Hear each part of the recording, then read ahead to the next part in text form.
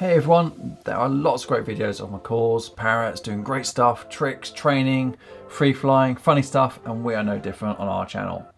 However, what about the downsides? Here are our top 5 downsides of owning our baby greenland macaw Maui, who we've had for almost 3 months. Don't get us wrong, we love Maui and wouldn't change anything. So here we go in reverse order. Biting. Maui is a macaw with a rather large beak, which is definitely intimidating.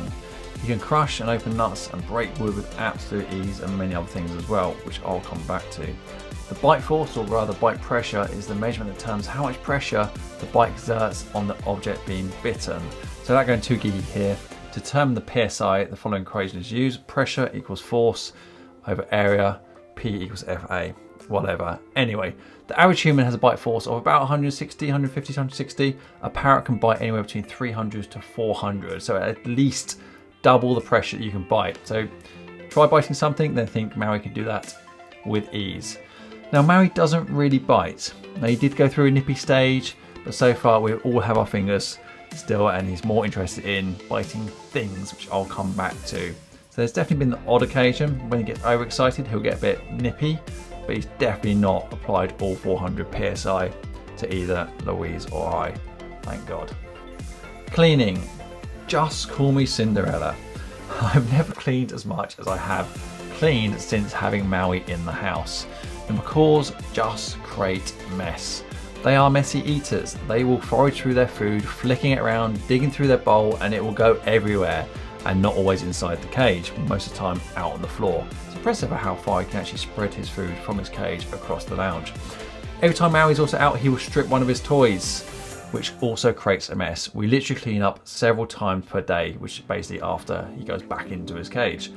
And then there's the poop. Maui will mess around every 20 minutes or so when he's out. Although interestingly enough, he has never messed on furniture or on Louise's eye or on the floor.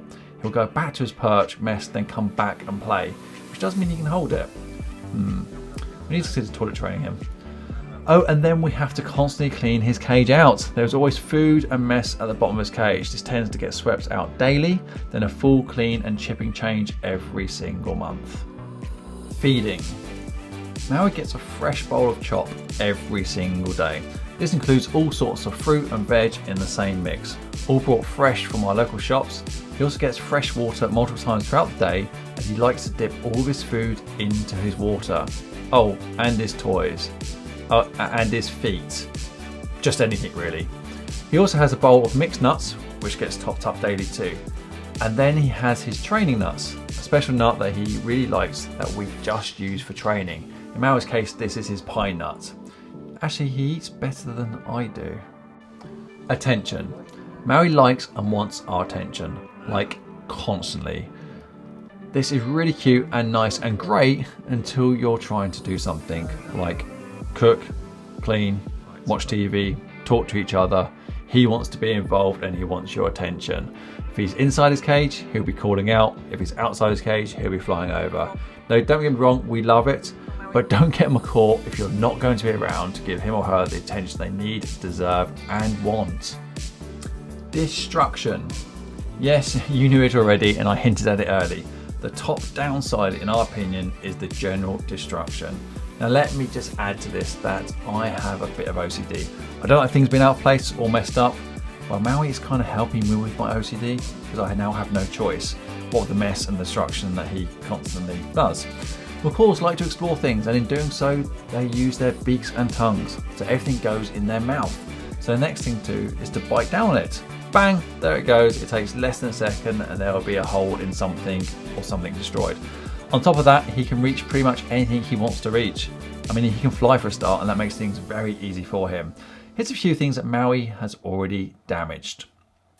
Wallpaper, looking good. Kitchen cupboard, thanks for that. Door frame, making a start. Fireplace, glass, yep, he pulled that out of the cupboard. Smash bang, thank you mate. Shirt button, yeah, I learned that the hard way. Oh, and the curtains, so sly. Done that overnight, we didn't even know he was doing it. Now the good thing is he does know that he's not meant to do it, and we can quite often tell him no, if we're quick enough. It's actually better to distract him, or it turns into a game for attention. We say no, he does it. We say no, he does it. We're never going to win that, so we now try just to distract him with something else. But it's quite hard when you've just seen a glass smash on the floor and you've got to go and clean it up. Okay, so that was our top 5 so far. I'm sure our list will change in the coming months and years. Let us know what yours are, and don't forget to like and subscribe, and most of all, leave us a comment below if you have any questions. And don't forget to check out this short video showing how strong Maui's bite is as he destroys his brand new toy in literally minutes. See you guys next time. Thanks.